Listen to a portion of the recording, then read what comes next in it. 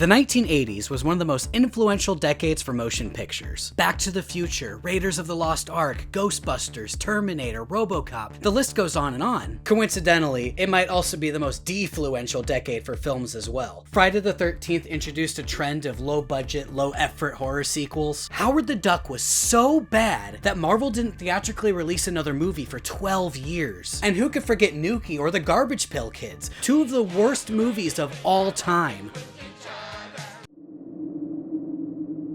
These movies have remained some of the most infamously bad movies ever made. But there's one movie that somehow always manages to slip through the cracks. One movie that may very well be the worst comedy of the 1980s, maybe ever, maybe. And that movie is 1986's Soul Man. But why? What makes Soul Man so horrendous? Besides the fact that it's a comedy with nary a funny, despite the fact that it boasts that it's from the same producer of Risky Business. Well, let's find out.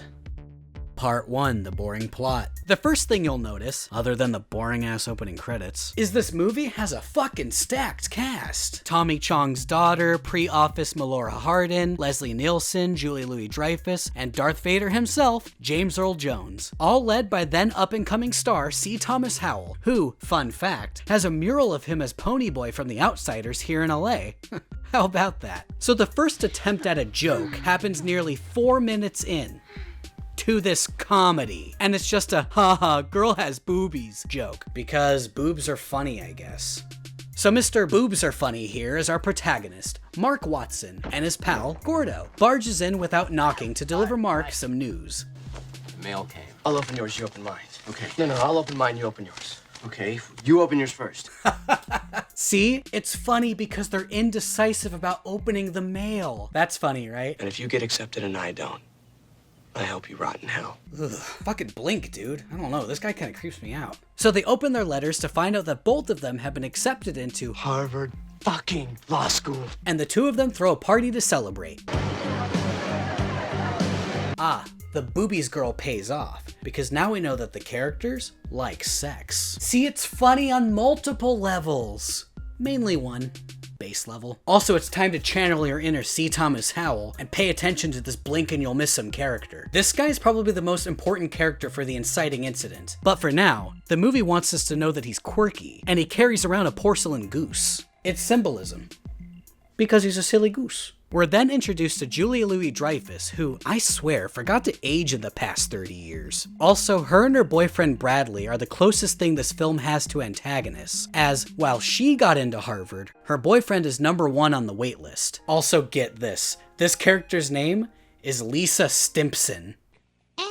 Great party, dudes. Hey, Seth. Oh, here's Seth the silly goose again. Pay close attention, this is important. I'm doing biochem research for a suntan lotion company. It's great. Okay, remember that. Seth, biochem research, suntan lotion company. But when discussing paying for Harvard, Mark's dad has other plans. The only thing I've ever wanted is to give you everything. Some might say it was time I did something for myself for a change. That's why I've decided to let you pay your own way. So this whole scene is just manufactured drama to kickstart the plot. But it feels so unnatural, like this cut. That's a sweet gesture. I didn't edit that, that's how it's presented in the movie. But what else can you expect from the editor of Sharpay's Fabulous Adventure? I've taken your money from your tuition account and used it to buy timeshare in a condo in Barbados. So I think the idea is to make his dad such an unlikable character that we automatically side with Mark. But when all is said and done, you'll be pining for this asshole and his one character quirk where he tells people to shut up. Oh, shut up, Dorothy. Shut up, Gordon. Shut up, Dorothy. Shut up, Dorothy. Shut up! Don't you think you're overreacting? Oh, there's a noose in this shot. It's clearly a setup. I wonder what the bit could be. Maybe he'll kill himself and become a ghost. That way he can go to law school for free. That's it? That's the best you got? Yeah. Oh, that sucks. Distraught, Mark and Gordo lament about the possibility of Mark missing out on Harvard. Be realistic. Look, father's in Barbados. Your grandfather's in Forest Lawn. Okay, I know and get the Forest Lawn thing is a joke, but does anybody else that's not in Los Angeles? If not, I'll explain. This is Forest Lawn, and isn't that funny? Having the joke explained to you. In a last-ditch effort, Mark and Gordo frantically search for a scholarship that Mark can apply for. The Henry Q. Bouchard Memorial Fellowship, full tuition plus $8,000 annual stipend to the most qualified applicant from Los Angeles, California. Let me see that. The most qualified black applicant, you idiot. Yeah, he wouldn't dare apply for that. Good luck, Thank you, sir. I'll do my best.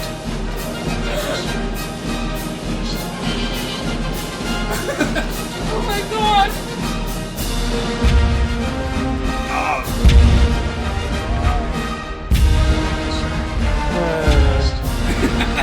Soul man, he didn't give up. He got down. How could you do this, C. Thomas Howell? They told you to stay gold, not become black. Part 2. The movie's about fucking blackface. The fucking balls. The fucking cojones. How the hell did they think they were gonna get away with this? In 1986, no less. Well past the time it was okay. Well, it was never okay, but well past the time it was socially acceptable. And come on, he doesn't even look black. That wouldn't fucking fool anyone. Who the hell greenlit this? This producer of risky business. I hope this guy's disgraced. God damn it. Steve Tisch is also the producer of Forrest Gump and American History X. Maybe he felt like the latter was an apology for Soul Man. He's also the owner of the New York Giants. Is there no social justice in the world? Maybe I'm judging too quickly. Maybe that's the point. Maybe I should give it a chance.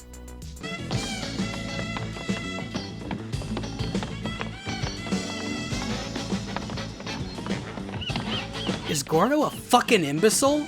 How do you not notice that's your stupid friend in blackface? Hey, Gordo. Wait up. This makes me feel dirty. I feel like a racist just watching this. I need to take a break. How about we look at some trivia? So get this. Originally, Gordo was supposed to think that he was going to get mugged, and Mark played along and made him sing Swing Low Sweet Chariot. And even though the filmmakers thought it was funny, they edited it out because they felt like it was inappropriate and racist. Guys, if you edited things out because you thought they were racist, I think you missed a few spots. I don't believe this. This is unbelievable. I know, he doesn't even look black. Also, why are you still talking to him? He's not just in blackface, and if I haven't emphasized that point enough, he's in blackface. But his scheme is to steal a scholarship from a qualified black student, which isn't just immoral, it's reprehensible. This is really unbelievable. So I went over to see Seth at his lab the other day, and he gave me these pills. Tanning pills. Oh, so he's Nuka Zeus. And see, the Seth thing paid off. And I bet 70% of you still don't know who that guy is. You're not tan. You're black. No, you're not. I exceeded the recommended dosage. Oh, and on top of that, he's overdosing. Fuck me, man. Mark, this is crazy. You can't do this. You can't just take a scholarship away from some black person. Thank you. Finally, someone who's talking sense. How many people do you think from Los Angeles got accepted into Harvard this year? About 4. And out of that 4, how many do you think were black? 1. And that guy got a better deal from Stanford. Stop trying to justify this movie. You fucked up. You done goofed. These are the 80s, man. It's the Cosby decade. Not making a good case for yourself, movie.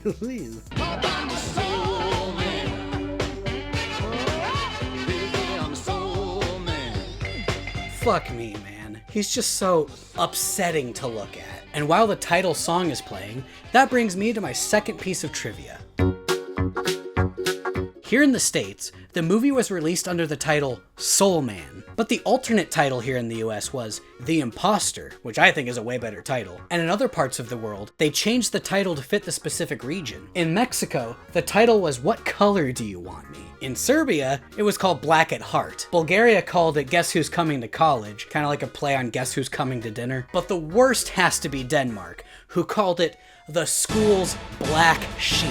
How is it that, for once, America wasn't the most racist at something? So Mark and Gordo get to their new apartment and grab their keys from the groundskeeper, the bigoted Mr. McGrady. Now, when your mother rented this place for you, she never told me that your roommate was a, What? black Negro. A black Negro? He never told me he was a black Negro. Thank you for telling me this, Mr. McGrady. Black Negro. Stop saying that. I tell you, this movie isn't hard to hate. Well, it's your building, Mr. Dunbar. Oh hey, it's Leslie Nielsen. Please, Frank Drebin, save this movie with your dry acerbic wit. Well, there's nothing legally we can do right now.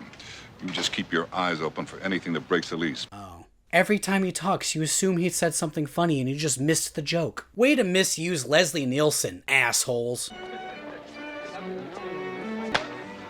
10 black guys and 1 white guy. What do you call the white guy? I don't know. Quarterback. You got 1,000 black guys and 1 white guy. What do you call the white guy? I give up. Warden. Look, not Bob Odenkirk. If you're gonna tell a racist joke, make sure it's funny, and not just to this bozo who will laugh at anything. Hi, I'm Calmetti, and today I'm gonna be the butt of the joke. Butt to meet ya. Hey, Butt, say hi to the audience. Well, I guess I better get going. I gotta drop the kids off at the pool. Then take a shit. Just a joke. Hey, no problem. Funny guys. I like them. What are you gonna do? Not be black? And it's about this time that the movie decides that Mark deserves a love interest, and we get Tommy Chong's daughter, Rae Dong Chong, who plays Sarah Walker. I just want to let you know that the first BLSA meeting is this Thursday in Hastings Hall. It's a date. No, it's not. You're too good for him. Also, how insulting is this? You're telling me that an actual black person wouldn't see right through fucking blackface? So after gushing about meeting Sarah, Mark decides to take criminal law after seeing the classes taught by James Earl Jones. Aw man, I forgot you were in this. You're too good for this. But I thought we decided not to take that until next semester. That's before I found out the prof was a brother. Mr. Watson. Right on. Clumsy as he is stupid. No excuses will be accepted for failure to complete all tasks assigned in the time allotted. That's what he tells his wife when they go to bed. Dude, if you have to sneak by in blackface just to go to college, maybe don't draw attention to yourself. God. And he continues to strike out with Sarah, so at least there's one person with a shred of common sense. What an ass. What an asshole. What's this BLSA? That's the Black Law Students Association. A real militant group. How did he get all that so quickly? Did he, like, pick out the most stereotypical black outfits before he went off to college to prepare? I really don't like thinking about the logic of this movie. It makes me feel gross. At least the association doesn't seem to be digging what he's laying down. Now I've blown it with Sarah. Dude, in reality, you never had a chance. Especially when she, it's a little detail, but you know, it's important, finds out you're in blackface. But that's okay, because Mark is now interested in the landlord's daughter, played by Jan from the American remake of The Office. And you'll never guess what her name is. What's your name? Whitney, what's yours? You hear that? Whitney. Her dad is so racist, he named her after the color white. And of course, what kind of contrived movie about race relations would this be without a friendly game of basketball? Wait, I thought they were law students. We're 30 minutes in and they haven't once taken a liking to sports. Okie dokie, why don't we just take Mark? No, why don't you guys take Gordon and we'll take Marcus. Oh, well, you know, look. Oh, of course they're gonna fight over who gets Mark. You know, because he's black. They even say that it's fair to have one black person per team. Come on, Ernie, you guys got Leon, you get Marcus. This isn't affirmative action. This is discriminatory. We got Washington here on the coin toss, so he'll take Leon. That's Watson. Right. Sorry, Marcus. Is Marcus even a predominantly black name? Also, why is everybody in this movie racist? Also, one of the most egregious parts of this scene is that they play the title song in its entirety, making the actual most egregious part of the scene stand out even more. See, Mark is terrible at basketball, and they're zeroing in on Leon, the only black person in this scene, who is shown to be the best player. So instead of subverting the stereotype, they're actually perpetuating it. Also, I don't get this one. Are they saying that white people can't drink out of a water bottle? Everything's gotta be about race, doesn't it? Can you name the president for us? The precedent, sir, is Ronald Reagan, sir. Okay, firstly, dumb joke. But secondly, trivia time. Ronald Reagan's son is in this movie. He's actually the racist basketball player from the previous scene. And the movie officially carried the then president's stamp of approval. Ironically, he may be the only man stupid enough to believe that Mark was a black guy. I do enjoy seeing my son Ron next to that upstanding black fellow. That black man seems to have trickled down here from Blackistan, I believe. I am not a humorless man, but if you're going to take up my class time making jokes, please see to it that they are funny. That's unbelievably paradoxical, especially coming from this film. But hey, at least James Earl Jones agrees with one of my previous points. You know, there's something really strange about you, and I don't know what it is. He's white. You gotta eat, right? Mark, this is Harvard. I don't have to eat, I don't have to sleep, I just have to study. Okay, so let's study together. Oh, come on. You could clearly see that idiot's baby hair sticking out of that obvious fake wig. This might be worse than the Fant Four Stick wig. At least that wig wasn't trying to convince me that it was black. They set up a date for Friday to study while making a callback. It's a date. No, it's an appointment. Before he meets up with Gordo, who's spotted by Brad and Lisa. Is that what that was? Shit. Hey, don't say anything. She might recognize your voice. Or maybe realize that it's just you in blackface. Am I hitting that point too hard? Hi, I'm Lisa Stimson, and this is Brad Small. Say hi, Brad. Apparently not hard enough. What's worse is that we're nearly 40 minutes in, and he's still seen as the protagonist and in the right. He hasn't learned a single lesson. Unless you count don't dress up like a Black Panther to a law club as a lesson, I guess. I'd like you to meet my good friend, Kareem Abdul-Ali. Oh, movie. Will your wonders never cease? So, amazingly, this disguise works, despite, you know, logic. And you know what this movie somehow manages to pull off? No, it's not clever satire or biting social commentary. No, it actually succeeds in something I like to call Part 3, Negative Funny. So let's talk about the concept of funny. We as humans think we comprehend the idea of funny, but in actuality, we've only really scratched the surface of what funny is. Think of it like the electromagnetic spectrum. How there's some forms of light that we could see, but there's others that are invisible to the naked eye. So like how we're talking about the light spectrum, the same thing can be applied to a funny spectrum. So this is the funny spectrum as we know it, ranging from funny to unfunny. But what you may not realize is that there's a whole nother section that people will go their entire lives without ever knowing about. And this section is what the professionals in the field refer to as negative funny. So what is the difference between unfunny and negative funny? I'm mad you asked. You see, when something's unfunny, it has a completely neutral effect. Nobody laughs. End of story. But when something's negative funny, it's almost like all the comedy is sucked out of the room, like a comedy black hole. Jokes told previously are somehow made unfunny in retrospect. Think of it like a night at the comedy club. It doesn't matter how hilarious the previous 10 acts were. As soon as that last act comes out and they're negative funny, your whole night's ruined. Anyway, it's the day Mark and Sarah are supposed to meet up, and the movie suddenly decides to become a softcore porno. Do you think you could help me change the washer in my shower? I'm writing my senior thesis on the American Civil Rights Movement. I happen to love civil rights. You're not fooling anyone, Dick Weasel. And it's revealed that Whitney is a bit of a virtue signaler, who's only interested in Mark because he appears to be black. Don't believe me? Listen to this post-coital exchange. 400 years of oppression and anger in every pelvic thrust. Well, I hated every word that came out of her mouth. I hope you don't mind if I use bits of this interlude in a short story I'm working on. It's called Shades of Grey. All too easy. You know, I think it's funny that they have this character who's supposed to be progressive and woke, but in doing so, they come off being obliviously racist. That's the movie. She's the movie. Well, like the stereotypes about black men. Some of them are true. Like the breast thing. What breast thing? But then, of course, some of the stereotypes are completely untrue. Yeah, like what? Like the one about penis size. All aboard to Perpetuation Station.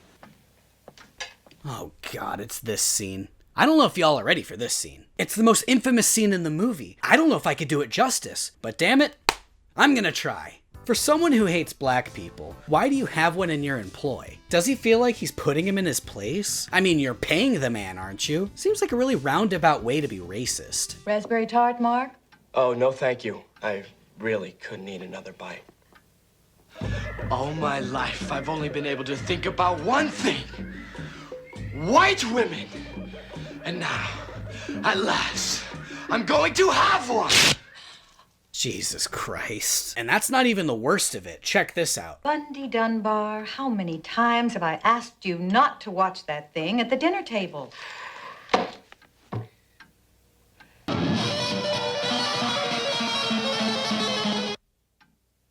That's not just racist, that's gross. Isn't it a little weird that they would show a young boy sexualizing a grown man like that? Did I tell you Mark's going to Harvard Law School?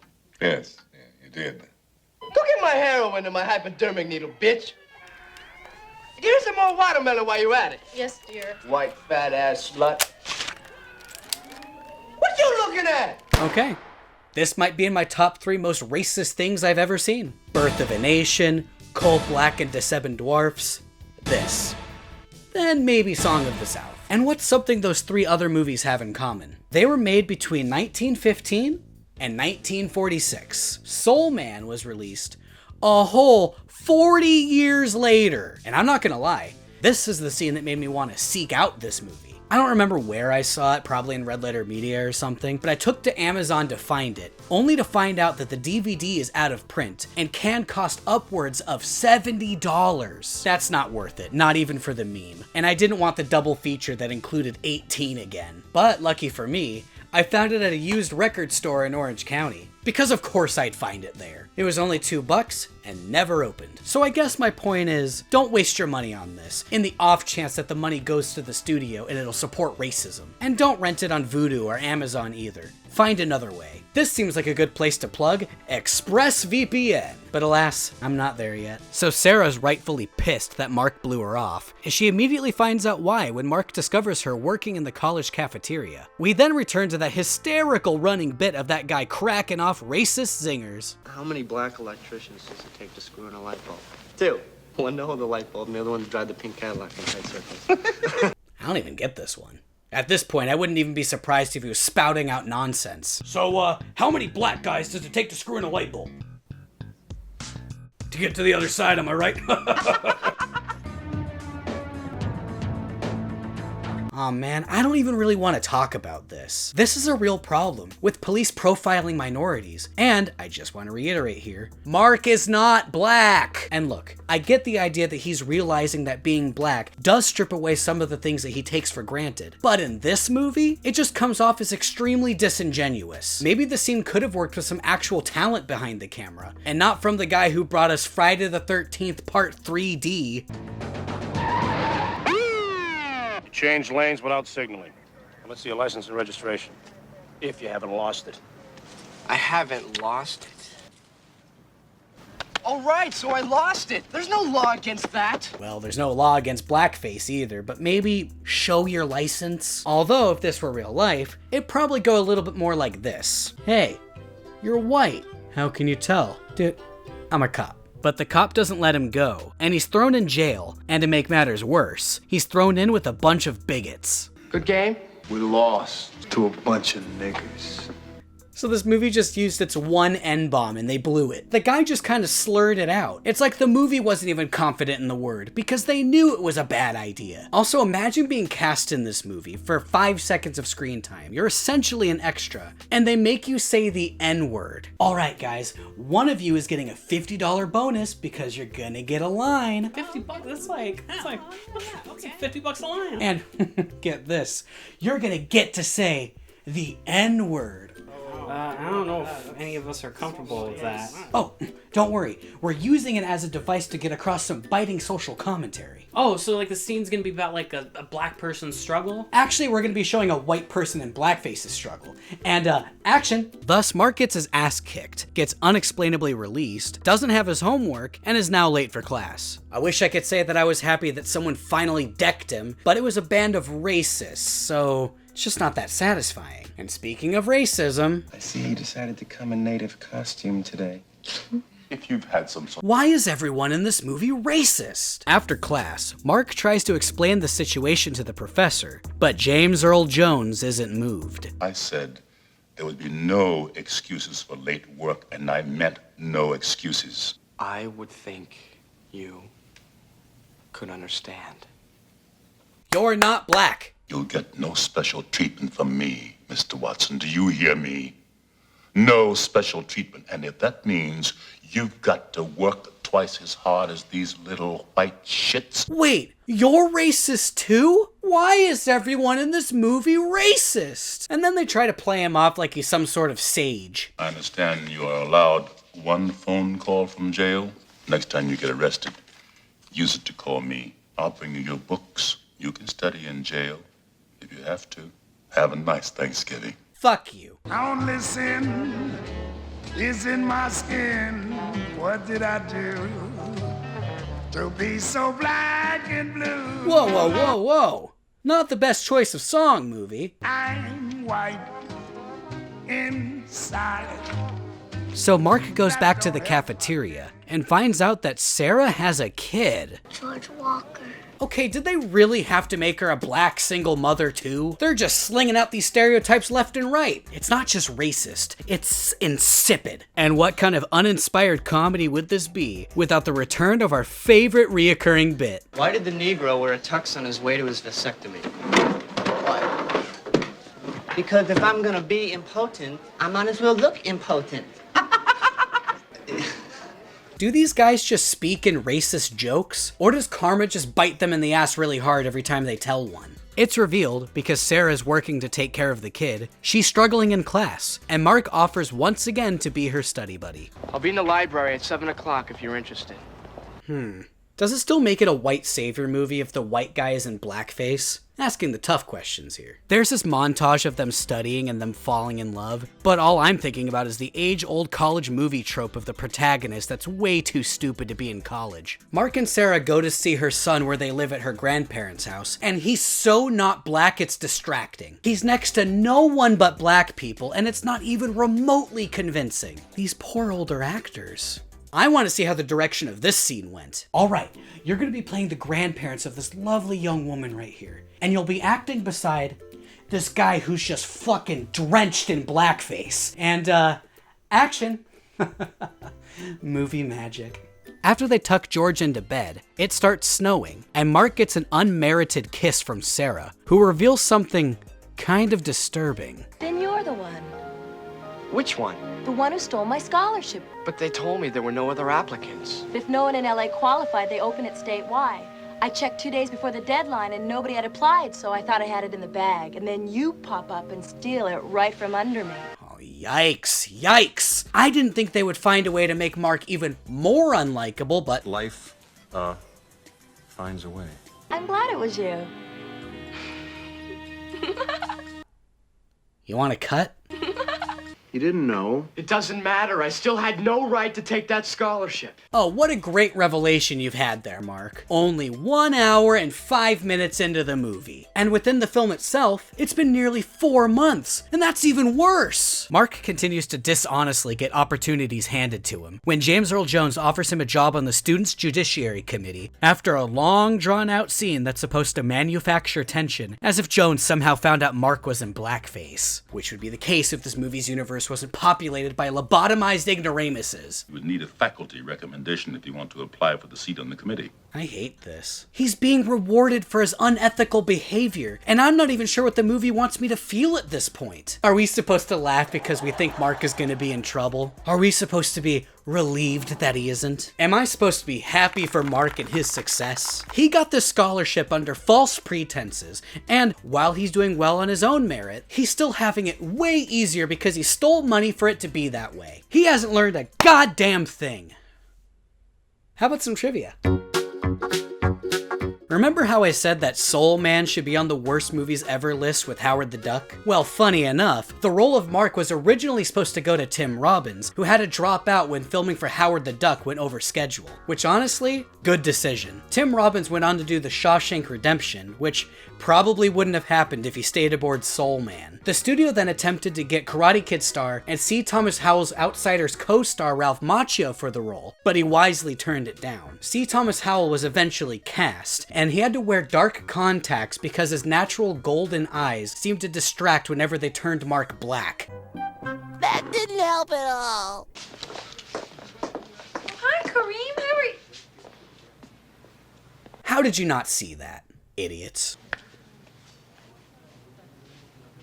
What did he say? He said, "Your nose is happy like the moon." No, he didn't.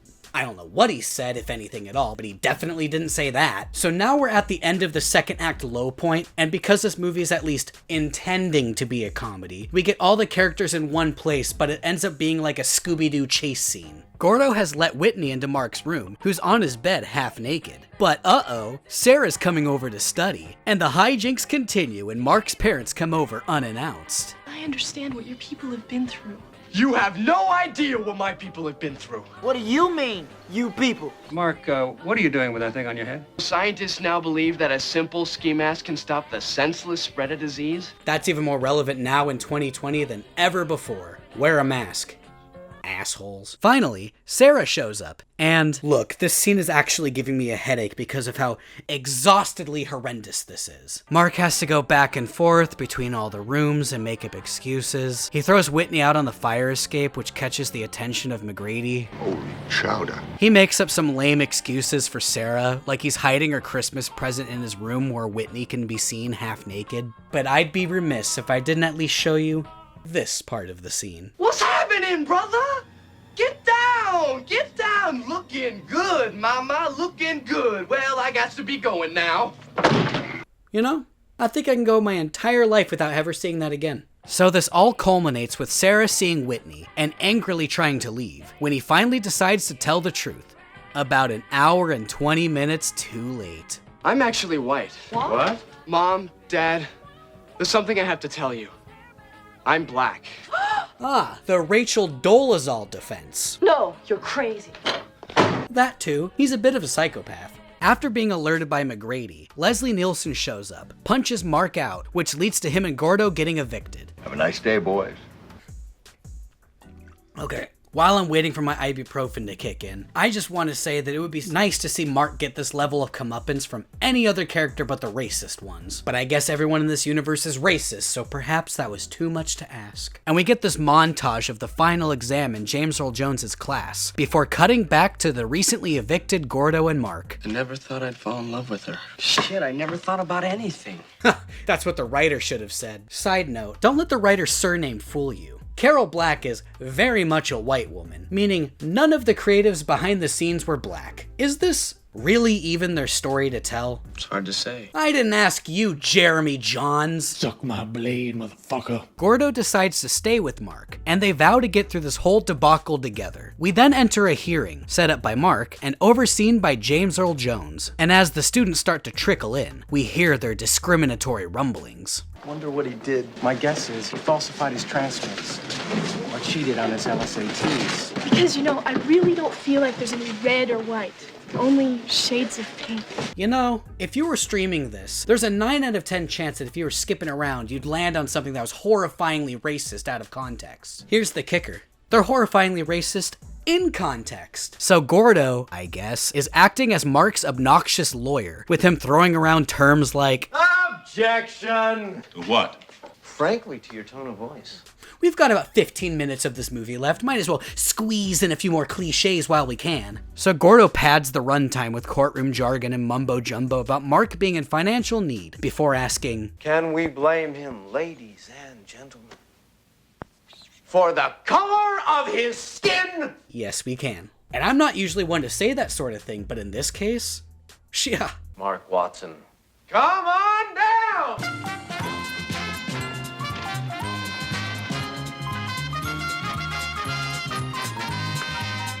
Wait, how long does it take for those tanning pills to wear off? No wonder. No wonder. No wonder he was shit at basketball. He's white. No wonder. No wonder he had a small dick. My views on race have been reaffirmed. And as a little comedy button here, Bradley shows up too late with the evidence that Mark Watson is actually white.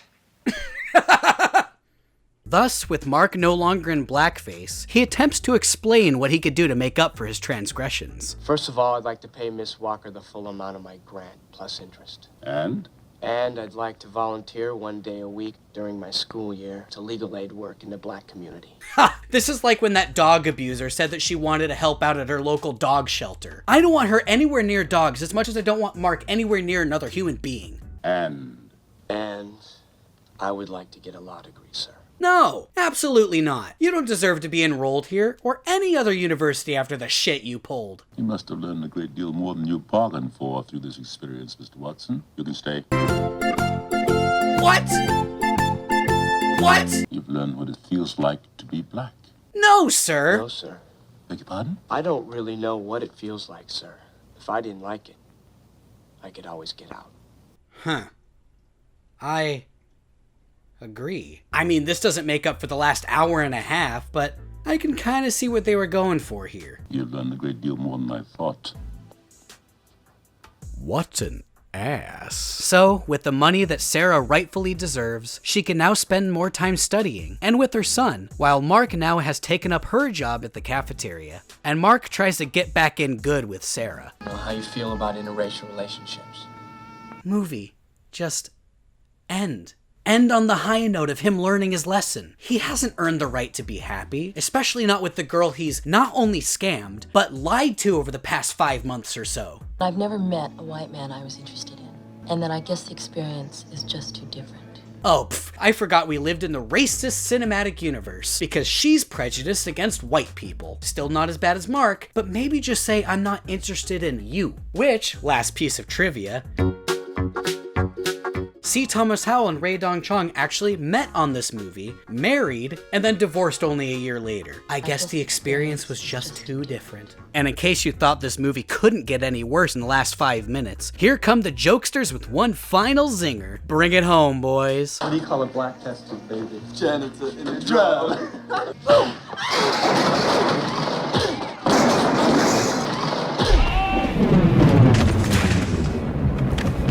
Ah, now he's a proper white savior. Stop. So Sarah, after seeing what Mark did, follows him outside to reconcile. I guess it's alright. Said no one after seeing this movie. I guess it's alright. Also, why are they implying that interracial relationships aren't necessarily a good thing and making her the one to imply it? Sarah, this is Harvard. I don't have to eat. I don't have to sleep. I just have to study. And thus, the movie ends with Mark getting the girl at the end and having nearly no repercussions whatsoever. What a joke. Part 4, Aftermath. So if you want your faith in humanity somewhat restored, Soul Man actually did incredibly poorly with critics and with audiences. Rae Dong Chong actually accused Spike Lee's comments of hurting the movie, but come on. It was doomed from the start. The most notable thing she went on to do was actually discover a young Chris Pratt when he was only a 19-year-old waiter. She was casting for a movie she was directing and thought Pratt would be perfect for the role, and the rest is history. So, I guess you could say, Guardians of the Galaxy would not exist without Soul Man. Although, that also means that movie 43 wouldn't exist without Soul Man, so take that for what you will. Will you poop on me? What? James Earl Jones managed to escape this movie relatively unscathed, landing roles in Coming to America, and more notably The Lion King, while also reprising his role of Darth Vader in the Star Wars sequels. Leslie Nielsen and Julia Louis-Dreyfus went on to find success in The Naked Gun and Seinfeld respectively. Director Steve Miner went on to do Halloween H2O, the third reboot in the Halloween franchise, but certainly not the last, while also directing the 90s critical darling, Big Bully. The movie's biggest victim was undoubtedly C. Thomas Howell, whose film career only started 4 years prior with a small role in Steven Spielberg's E.T., then had his breakout role, like many other actors from the 80s, in Francis Ford Coppola's adaptation of The Outsiders. Then he decided to flush it all down the toilet for Soul Man. And, like Chong, Howell has tried numerous times to defend the film, even pointing out that Robert Downey Jr. is able to get away with it in Tropic Thunder. But I think there's a difference. Robert Downey Jr. as Kirk Lazarus is pointing out the arrogance of actors who are so dedicated to their craft that they don't think about the consequences that could be hurtful. Sound familiar? And Tropic Thunder, while not the only focus, is actually pointing a magnifying glass on racism, despite what Howell seems to believe. Part 5. Conclusion. So is this movie as bad as I make it out to be? Yes. Does this movie deserve to be on a worst movies of all time list? Yes. Do I think a story like this should never be told? Not necessarily. I actually think a film of this premise could work, with the right talent and the right intentions. I think it could make for an interesting dramedy, or something akin to The Twilight Zone. But because this movie already tackled it so infamously, I don't think we'll ever see a film of this premise done properly by a filmmaker like Spike Lee or Jordan Peele. Soul Man has scenes that acknowledge these stereotypes, no doubt, but at the same time, they seem to double down on those stereotypes, as if to say, black people aren't like that, but you know, they kinda are though. It's a tone-deaf, misguided mess. And I gotta be honest, I kind of adore this movie. Not because I sympathize, which I don't, or I could see what it's going for, but simply the anomaly of its existence. Again, Soul Man came out in 1986. How the fuck did they think they were gonna get away with this? And for that, much like The Room or Showgirls, I have a little framed poster of this film on my mantle, as a reminder that, no matter how bad it gets, at least I'm not the fucking moron who greenlit Soul Man. Thank you all for watching this 40-minute video about Soul Man. If it managed to pull a chuckle out of you, give it a like, and subscribe if you haven't already. And my next big video is gonna be video game related, so if you want to get a sneak peek, you're gonna want to follow me on Twitch at twitch.tv/MattAmmar. I'll be going live sometime this week. Links are in the description.